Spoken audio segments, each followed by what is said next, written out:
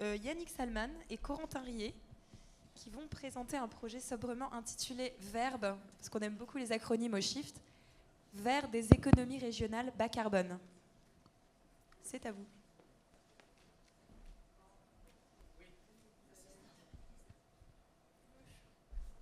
Bonjour à toutes et à tous. Alors, on attend l'affichage.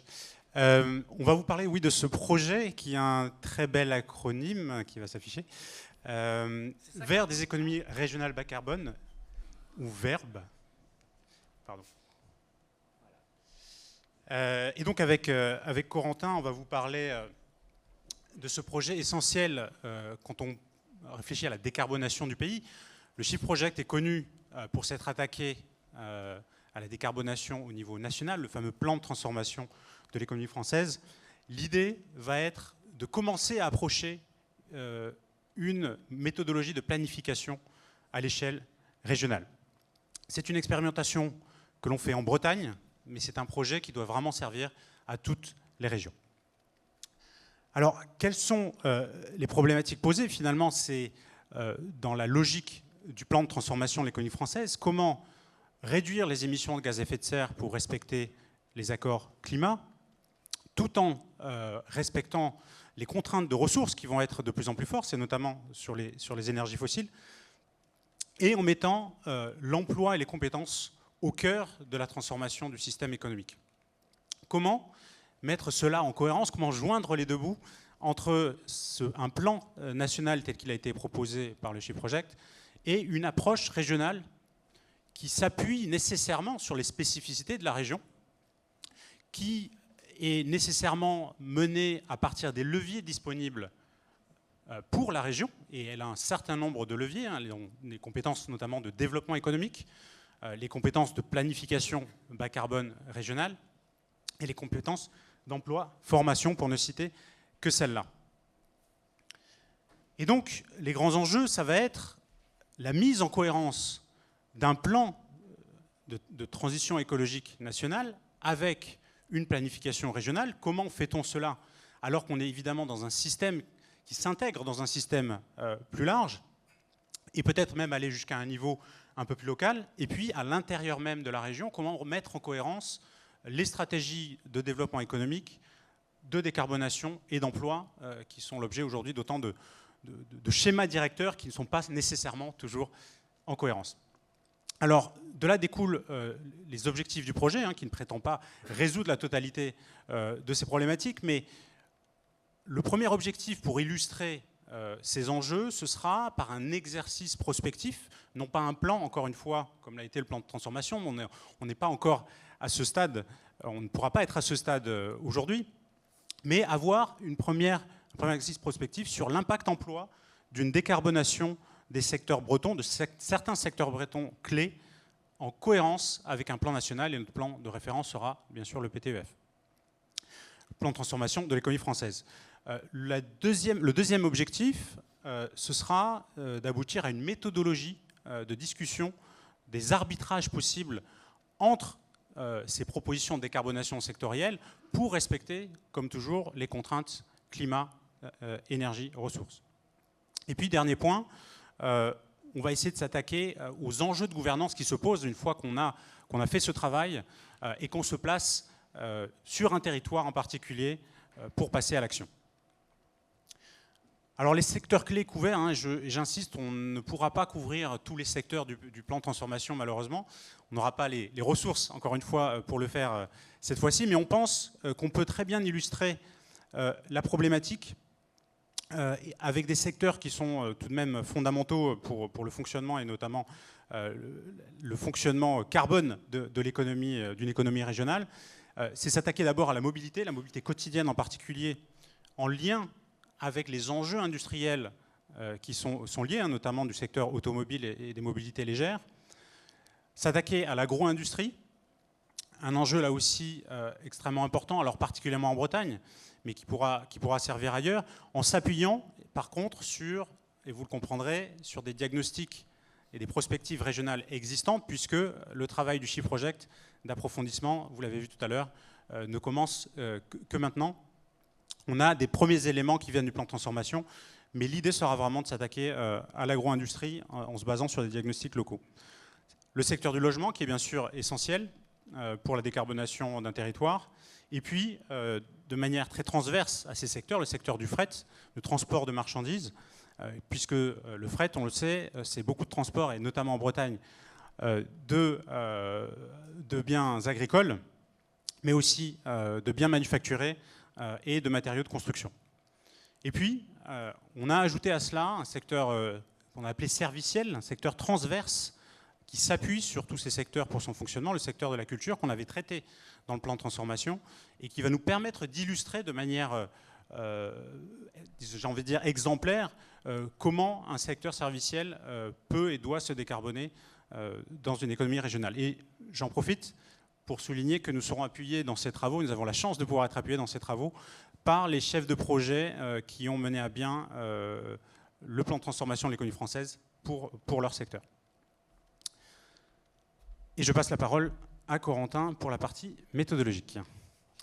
Oui, parce que nous, on n'a pas du coup encore de super résultats à vous donner avec des beaux bilans carbone, mais on a quand même quelques jalons méthodologiques, des choses qui commencent à émerger un peu de notre esprit, et surtout des premières problématiques. Parce que quand on dit qu'on veut territorialiser un plan, se pose la question des objectifs qu'on va donner à chacune des régions. Et là, en réalité, c'est déjà un énorme sujet de savoir quelle région doit faire le plus d'efforts, selon quels critères, les secteurs qui sont présents dans cette région, la réalité des conditions socio-économiques des habitants ou des zones d'emploi, bref, tout un tas de sujets. Nous, on est parti, puisque ce n'est pas notre propos dans ce projet de déterminer l'effort fourni par chaque région, d'un objectif simple, moins 5% par an, qui est à peu près conforme à l'objectif qu'on s'est fixé à l'échelle nationale, à ce que recommande le HCC, à ce qu'on faisait dans le SHIFT pour le plan de transformation de l'économie française. Et c'est un objectif du coup qui est posé au niveau de la région et qui va surtout être l'objet d'un arbitrage en interne à la région avec l'ensemble des secteurs économiques qui sont couverts par notre étude. L'objectif, ce n'est pas encore une fois de poser le bon niveau à l'échelle régionale, c'est plutôt de voir comment les acteurs, une fois qu'une contrainte a été posée à l'échelle du territoire, vont être capables de se coordonner, se mettre d'accord et faire des arbitrages qui permettront, en cumulant tous leurs leviers sectoriels, d'atteindre l'objectif de moins 5% d'émissions de gaz à effet de serre par an. Mon deuxième petit sujet, et pas des moindres, la question des contraintes sur les ressources. On l'a posé à l'échelle nationale. Que dire pour une échelle plus locale, en particulier l'échelle régionale? C'est pas évident de savoir quelle quantité de ressources aura chacune des régions. Encore une fois, c'est le fruit d'un arbitrage qui est lié à tout un tas de dispositions sectorielles ou autres. Le plus évident, c'est de se dire qu'on va partir de la ressource locale, dans un optique où si on consomme moins loin, rien que pour le fret, c'est plutôt pas mal. Or, on va se retrouver avec les mêmes sujets qu'à l'échelle nationale, c'est-à-dire quand on va regarder en général les besoins de chacun des secteurs, comme ici avec l'exemple de la biomasse, sur leur plan de décarbonation et les différents leviers qu'ils veulent activer, très vite, on se retrouve avec une demande cumulée des secteurs qui va excéder les capacités locales. Ce n'est pas un problème. Le but, ce n'est pas que chaque région devienne autonome à l'échelle nationale. En revanche, on a quand même un sujet, parce que par exemple, sur la biomasse, on sait par ailleurs que si les régions pourront importer et exporter vers d'autres régions, on a un sujet de tension qui a été explicité par l'équipe Agri et qui a été mis en évidence encore récemment par le secrétariat général à la planification écologique. On a un sujet de tension sur la ressource en biomasse à l'échelle nationale. Donc la région ne pourra pas importer toute la ressource dont elle a besoin pour effectuer sa décarbonation. Le point qu'on a mis en exergue ici sur la question de la biomasse, il va se retrouver sur tout un tas d'autres ressources, électricité, hydrogène, ou encore sur la question des sols, qui est une manière aussi d'aborder la biomasse indirectement, mais pas que. Tout un tas de contraintes physiques qui vont du coup être au cœur de notre travail et qui vont elles aussi driver les leviers qu'on va juger cohérents à l'échelle nationale et le niveau de ces leviers par rapport aux capacités en termes de ressources. Alors une fois qu'on a ces deux objectifs, là, les moins 5% et la prise en compte de cette grille de contraintes physiques, on va procéder de la sorte, c'est-à-dire à chaque fois, pour chaque secteur, on a la chance, comme disait Yannick, de pouvoir se reposer sur le plan de transformation de l'économie française, qui fournit déjà les grands aspects de levier de décarbonation qui sont cohérents, et on va les croiser avec les spécificités locales, la réalité de la région Bretagne en l'occurrence, mais ça pourrait être à terme d'autres régions. Pour prendre un exemple sur le fret, dans le P2F, on se dit qu'on va reporter une partie du transit de marchandises vers du fluvial. En l'occurrence, en région Bretagne, le potentiel est très faible, donc il faudra trouver les efforts de décarbonation du secteur du fret ailleurs. En tout cas, on va établir du coup une feuille de route comme ça en confrontant les leviers du plan de transformation de l'économie française aux données et spécificités locales, là déjà en lien avec les acteurs sectoriels, les acteurs économiques au sein de chacune des filières. On a ainsi en route différentes feuilles de route réalisées pour chacun des secteurs. Et là, on va faire ce qu'on disait tout à l'heure, on va un peu concaténer toutes ces feuilles de route qui ont été préparées avec les acteurs économiques sur la base du PTEF. Et là, deux possibilités. Soit, oh là là, la grâce, on atteint une réduction de gaz à effet de serre sur les secteurs couverts de 5% par an. Et on atteint en plus, on est dans les contraintes physiques, a priori, il n'y a pas de problème. Dans ce cas-là, on a une super déclinaison régionale consolidée. Il a juste suffi de faire un travail avec les acteurs. Alors, on se doute que non. On va plutôt tomber dans le cas 2. On ne sera pas forcément au bon niveau de décarbonation. Ou alors, si on est au bon niveau, on est sûrement, en réalité, on va trop loin en termes de pression sur les contraintes physiques. Donc, on va ici avoir, ce qui est vraiment le cœur de notre travail, un dialogue en intersectoriel avec les acteurs économiques de la région, pour essayer de les faire prendre conscience justement des interdépendances entre eux et de la réalité des objectifs partagés, afin de faire en sorte d'amender les feuilles de route des différents secteurs, jusqu'à finir par un processus itératif à rentrer dans les contraintes. L'objectif, évidemment, c'est un objectif global de cohérence. On n'est pas certain que l'objectif sera exactement 5% par an. Il y a peut-être certaines ressources où la région Bretagne et les acteurs qui sont dans cette région où ils voudront aller plus loin en termes de pression, parce qu'on se dit que la région elle a peut-être des spécificités, une spécialité économique ou une teinte qui fera que, sur certains points, elle excède ce qui pourrait être une stricte répartition au prorata entre régions, par exemple. C'est pas forcément grave. L'idée, c'est de le mettre en évidence, de l'expliciter et de l'objectiver à travers cette matrice des contraintes physiques pour que ça puisse faire l'objet d'un débat qui soit apaisé et basé, encore une fois, sur des données physiques, et pas simplement sur des grandes feuilles de route où on n'a pas réellement accès aux hypothèses et dans lesquelles, du coup, on finit par complètement négliger la réalité des contraintes physiques sous-jacentes. Donc ça, c'est pour ce grand travail. On espère arriver à cette déclinaison régionale consolidée, encore une fois, avec les acteurs économiques de la région. Il y a également un dernier volet qui est important, c'est l'exercice de prospective emploi et compétences. Au-delà de ces contraintes physiques, on a bien sûr besoin de ces personnes qui vont faire cette transition. Donc chacune des feuilles de route sectorielles vont être traduites en termes d'emploi et de compétences, afin également de faire dialoguer les acteurs. Ce n'est pas une contrainte au même titre que les contraintes physiques, mais c'est normalement un aspect qui peut devenir aussi un facteur limitant ou qui peut néanmoins nécessiter d'amender également les feuilles de route afin de rester dans ce qui est a priori faisable à l'échelle de la région. On le fera à la fois avec les acteurs, encore une fois, des différents secteurs, mais aussi avec les acteurs clés de la formation à l'échelle régionale.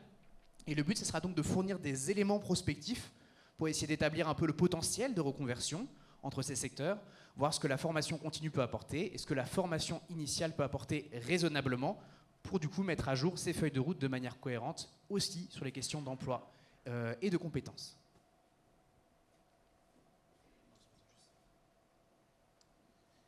Et donc la partie finale du travail, ce sera d'aller se projeter avec tous ces éléments sur deux territoires, deux bassins d'emploi qu'on choisira sur le territoire breton. On est en train de regarder les critères. On pense notamment qu'il faudrait deux territoires bien contrastés, un certainement plus dense, un certainement qu'il est beaucoup moins, en se posant la question de comment rendre ce travail prospectif qu'on aura fait à l'échelle régionale sur les contraintes physiques et sur les aspects emploi, compétences, comment les rendre utiles sur un territoire précis avec des enjeux de terrain qui seront très, très particuliers et qui seront contrastés. On va choisir aussi bien sûr des territoires où les secteurs abordés sont particulièrement concernés.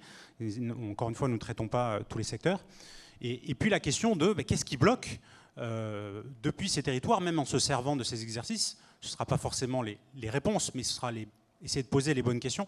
Qu'est-ce qui bloque en termes de gouvernance et d'enchaînement des gouvernances entre le local, le régional et peut-être le national pour arriver à se mettre en action, commencer à se mettre en action dans une perspective, et on ne l'a peut-être pas assez souligné, à 2050, c'est penser à 5, à 10 et jusqu'à 2050 des transformations structurelles.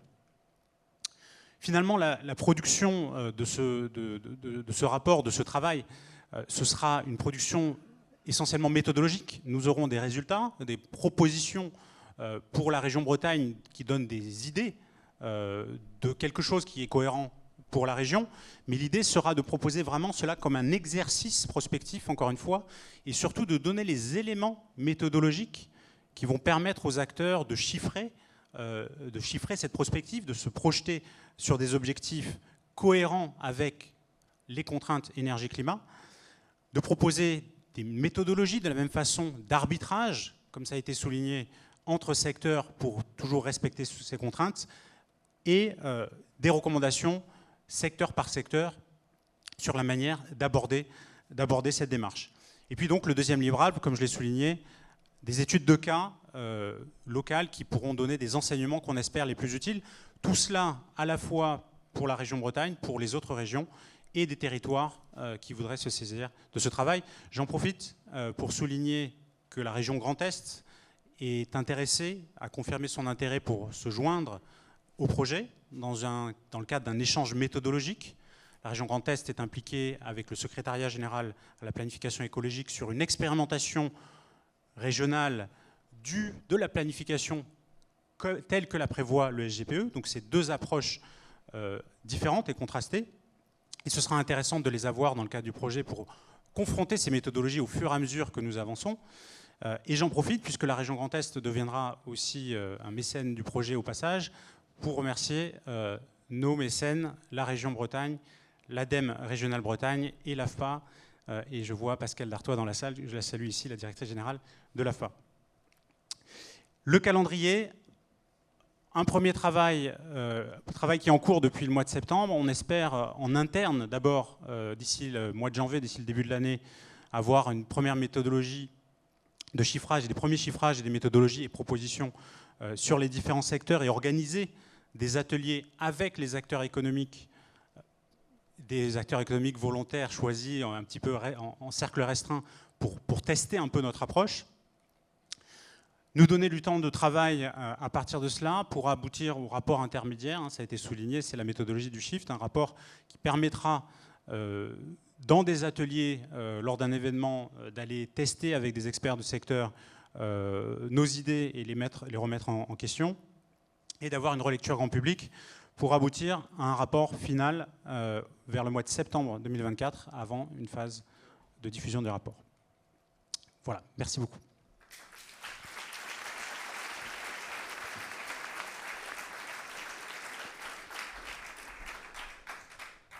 Donc on va prendre quelques questions également pendant un moment court. Petite précision, on a des demandes sur est-ce qu'on aura les slides, est-ce qu'il y aura des vidéos. La réponse est oui et la réponse est oui, avec une exception, c'est que sur le sport, il n'y aura ni vidéo ni slide de diffuser parce que les résultats sont très intermédiaires, qu'on attend encore beaucoup de retours, mais on peut les mettre à votre disposition sur demande à alan.lemoine@shiftproject.org. Voilà pour les précisions vidéo et slides, disponibilité future.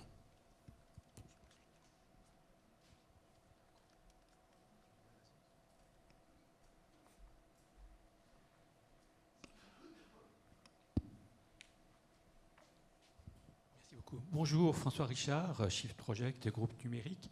Je voulais juste poser une question par rapport au PCAET. Est-ce que effectivement vous prévoyez de faire une complémentarité ou une liaison entre vos recommandations et ce qui se passe, puisque les différents EPCI des régions sont chargés de rédiger des PCAET? Quelle est la cohérence que vous avez l'intention d'obtenir là-dessus? Ouais. Pour préciser, pour ceux pour qui ça ne serait pas clair, ce langage, donc, le PCAET, c'est le document de planification des questions écologiques, en particulier climat, à l'échelle encore inférieure. On est au niveau des intercommunalités, donc des communes regroupées en syndicats. On n'aura pas un travail méthodologique qui visera à faire un lien direct entre les deux. C'est quelque chose qui pourrait être envisagé dans le cadre des études de cas local, de vérifier plutôt cette conformité. Normalement, il n'y aura pas d'objectif méthodologique de déclinaison. Et comme notre travail est avant tout avec les acteurs économiques, la puissance publique se situera ici dans un cadre un peu parallèle pour accompagner ou pour dialoguer justement avec ces acteurs dans le cadre d'objectifs fixés. Ce lien avec les PCAET, on pourra peut-être l'explorer dans des projets à venir, mais en tout cas, pour l'instant, on reste sur cette échelle régionale. Est-ce que l'exercice de prospective et finalement d'orientation des filières? Parce que le but, justement, c'est ça, c'est se dire qu'on n'est pas juste en train d'accumuler juste des actions ou d'essayer d'accumuler des petits objectifs sectoriels et de voir si ça boucle à la fin, c'est de faire ce travail dès le départ pour que certaines filières prennent vraiment des chemins de bifurcation par rapport à ce qu'il faudrait, par rapport à leur objectif, par rapport à ce qu'elles font aujourd'hui. Et donc c'est plutôt ces choses-là qui vont être mises au débat au niveau local, et le PCAET là-dedans est vu comme un instrument, dans le cadre de ce projet-là en tout cas. Il y avait une question en ligne, Corentin et Yannick, qui était comment le projet Verbe va pouvoir contribuer à la territorialisation de la planification écologique en cours, rapport aux COP régionales qui vont être mises en place prochainement. Oui, excellente question. Je l'ai mentionné, donc on a la région Grand Est qui se joint au projet. Et il y a eu un échange direct avec le secrétariat général à la planification écologique pour justement confronter, entre guillemets, nos approches, s'assurer qu'elles sont complémentaires. Et c'est ça, je pense, qui en est ressorti. L'approche du SGPE, déjà, se projette à 2030 et non pas à 2050, pour passer rapidement à l'action à partir d'un plan qu'ils ont présenté, en proposant ces COP régionales qui visent d'abord à mobiliser la puissance publique pour proposer des projets d'action qui permettent d'abaisser les émissions de tel ou tel secteur avec des évaluations qui ont été faites par le SGPE sur la capacité de tel ou tel levier à décarboner. En contraste, nous proposons d'abord une méthodologie de réflexion et de projection globale pour les acteurs économiques d'un secteur sur quels sont les enjeux et les risques opportunités de décarbonation de leur secteur. Donc c'est une approche non pas par projet mais par secteur. C'est une approche qui part des acteurs économiques avant, certes en parlant de politique publique, mais avant de partir des acteurs publics. Bien sûr, ils sont largement et très largement partie du projet et en appui, mais on part des acteurs économiques. Et donc tout cela, je pense, est très complémentaire parce que c'est à la fois se dire, oui, il faut se mettre en action très rapidement et proposer des projets, je pense que ça a beaucoup de sens, et en même temps, il va falloir avoir une compréhension un peu plus fondamentale des enjeux qui se présentent et qui se présenteront d'autant plus sur une échelle à 30 ans, faisant en sorte, par exemple, de ne pas se lancer dans des actions, dans le cadre de ces COP, d'avoir des éléments de réflexion aussi, pour ne pas se lancer dans des actions qui peuvent paraître intéressantes à court terme, mais qui, à long terme, ne permettent pas une décarbonation au bon niveau. Voilà quelques éléments de réponse, je pense, qui sont, j'espère, utiles. Bonjour, moi je suis Agnès Mellet, je suis une chef de projet plan climat air énergie territoriale d'une région très agroalimentaire, agroalimentaire de Bretagne. Donc en fait je suis très intéressée par ce travail-là, donc Yannick on avait pu échanger un peu dessus, mais aussi pour moi j'arrive pas trop à comprendre la dissociation qu'il peut y avoir, ou la complémentarité, mais au jour d'aujourd'hui, avec tout le travail du shift sur l'agriculture qui a été présenté au début. Parce qu'effectivement, nous, au niveau... ça, c'est la technicienne qui parle. Au niveau des territoires, on a affaire à des grosses entreprises qui ont une dimension régionale, mais aussi internationale. Et donc, elles ne peuvent pas, on ne peut pas dissocier. On a besoin de cette méthodologie parce que tout seul, on peut pas, on n'est pas en vase clos, on dialogue avec les PCAET voisins, et puis, ou les territoires voisins qui ont aussi un PCAET en fait.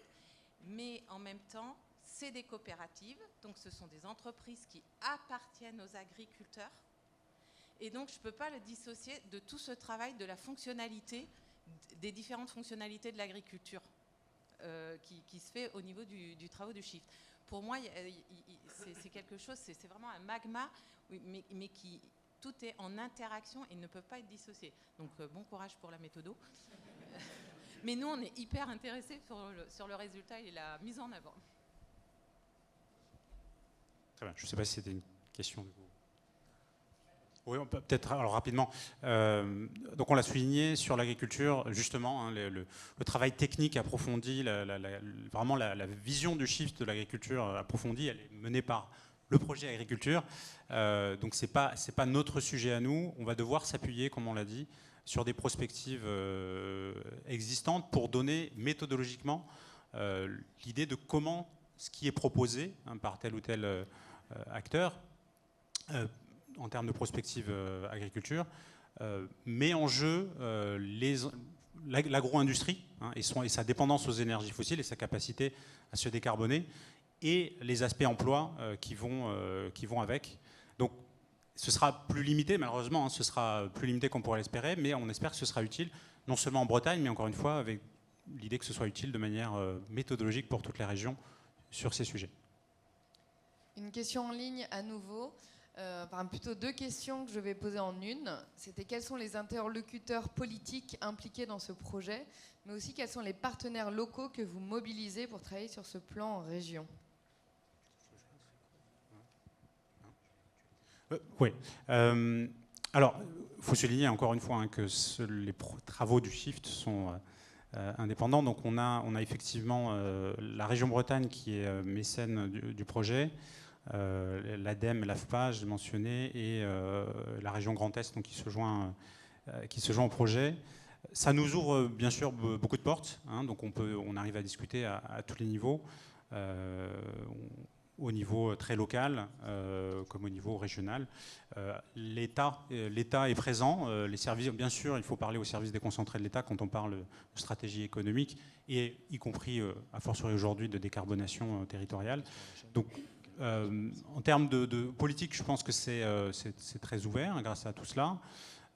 Et en termes de partenaires locaux, en fait, on a les shifters, hein, pour dire les choses simplement, qui sont très très implantés et très actifs en Bretagne. Je remercie le groupe local des shifters bretons, qui nous donne aussi accès à des tas d'acteurs qui sont motivés. Agnès, qui vient de parler, et dans ce cadre-là. Donc voilà, je ne sais pas si ça répond à la question, si tu veux ajouter quelque chose. Oui, grossièrement aussi, du coup, Yannick mentionnait tous les acteurs auprès desquels les portes s'ouvrent. Évidemment, ça veut dire ici les syndicats des différentes entreprises au niveau local, on va avoir les MEDEF, on va avoir des acteurs qui représentent les professions de l'agro-industrie, donc à tous ces syndicats-là. On a aussi la CCI avec qui on essaie d'avoir des contacts, enfin, tout un tas d'acteurs, en fait, l'écosystème local qu'on essaye de mobiliser assez largement, surtout dans cette phase préliminaire, parce que du coup, c'est recueillir pour nous des éléments de diagnostic qui vont cadrer nos travaux. Et ensuite qu'on va conserver dans nos différents ateliers qu'on va mener, où là, a priori, on ira quand même plus chercher non pas les représentants, les syndicats et les défenseurs des intérêts, que des acteurs des filières eux-mêmes. Nous, ça nous intéresse d'avoir des personnes qui sont ancrées dans leur filière et qui, évidemment, auront en tête les éléments liés à l'ensemble de leur filière, mais qui sont aussi ancrés dans des problématiques économiques très concrètes. Et là, ça se nourra plus dans les ateliers, en particulier les ateliers qu'on mènera au niveau local, où on ira chercher, grâce à tous ces relais, des personnes pour mener ces ateliers. On va prendre encore 2 questions qui seront des demi-questions et les poser à la chaîne. Pascal Auger, Capgemini. J'ai une question sur la trajectoire, parce que les 5 premiers % des premières années, c'est facile à choper. En revanche, quand on est sur du long terme, ça devient de plus en plus difficile. Donc, est-ce que vous allez aider dans la méthodologie à travailler sur cette trajectoire année après année? Ouais. C'est une des valeurs ajoutées de travailler à... Pardon, oui, deuxième question. Oui, pour le coup, là, Jean-Marie Robert, de nouveau, là, c'est bien plus mon secteur d'activité hein, au niveau de la métallurgie. Donc, on travaille assez régulièrement avec vous, il n'y a pas de souci. Une question qui tourne en fait autour de la prise de conscience. Donc, on est bien d'accord que le fait d'expérimenter dans un territoire, c'est nécessaire. La méthodologie, on la partage aussi. Aller chercher d'autres exemples semble important. Par contre, la question fondamentale de la prise de conscience collective sur les territoires est nécessaire à prendre en charge dans la mesure où s'il n'y a pas cet éveil-là, on a des postures, on a des freins et on est dans une vraie difficulté en fait à avoir quelque chose de construit territorialement. On est dans une expérimentation sur le Grand Est aussi, dans les Hauts-de-France. Enfin, on avait dans notre rapport plusieurs régions qui étaient ciblées. Et le vrai challenge, effectivement, c'est la prise de conscience. Pour répondre à la deuxième, nous, on estime que la méthodologie, le fait de mettre les acteurs autour de la table, d'angler les choses aussi sur les risques à travers les ressources qui vont être mentionnées, ça participe de cet embarquement et de cette prise de conscience. Évidemment, ce sera nécessaire en bout de course. Ce n'est pas notre sujet premier. On ne va pas réfléchir là typiquement à comment faire la meilleure sensibilisation possible à l'échelle locale. On pense que ce type de méthodologie, ce type d'atelier, de pratique, d'exercice de prospective est concrètement un type d'exercice qui permet d'embarquer des acteurs et de participer de la sensibilisation, mais qui n'est pas suffisant en soi. Mais on rejoint sur l'idée que c'est essentiel pour qu'à la fin ça fonctionne. Et sur la question de ces premières années plus faciles et de la trajectoire, c'est tout l'intérêt de travailler à 2050, c'est que nous, on va essayer de faire en sorte de vérifier que l'ensemble des efforts menés après année atteignent l'objectif final. Typiquement, si on s'était mis à 2030 comme le SGPE, on peut avoir l'illusion que ça va très bien marcher jusqu'à la prochaine élection et faire « Ah, c'est génial », mais en fait non. Et c'est pour ça justement qu'on permet d'aborder nous aussi, non pas seulement des petits gains incrémentaux dans chacune des industries, mais de réelles bifurcations qui seront peut-être nécessaires au sein des différents secteurs économiques. Donc on a cette dimension-là, et est-ce qu'on travaillera dessus ? Concrètement, oui, c'est tout l'intérêt de se projeter à 2050 et d'avoir aussi des chefs de projet qui ont travaillé dans le P2F à prendre en compte aussi le démarrage des premières années et à l'inverse les dimensions temporelles, ne serait-ce que sur l'emploi et les compétences, hein, parce qu'il y a forcément un décalage. Là, si on dit « il nous faut du monde tout de suite », il faut un temps de formation. Donc c'est ce type de choses qu'on veut aussi ancrer et mettre en exergue dans nos travaux. Juste pour préciser peut-être sur l'aspect sensibilisation, évidemment on ne pourra pas tout traiter ici, c'est vraiment l'enjeu de se dire, il y a un enjeu clé à ce que les acteurs économiques sentent que c'est voient de manière chiffrée, que c'est dans leur intérêt de se projeter de manière prospective sur ces enjeux de décarbonation et de manière très concrète.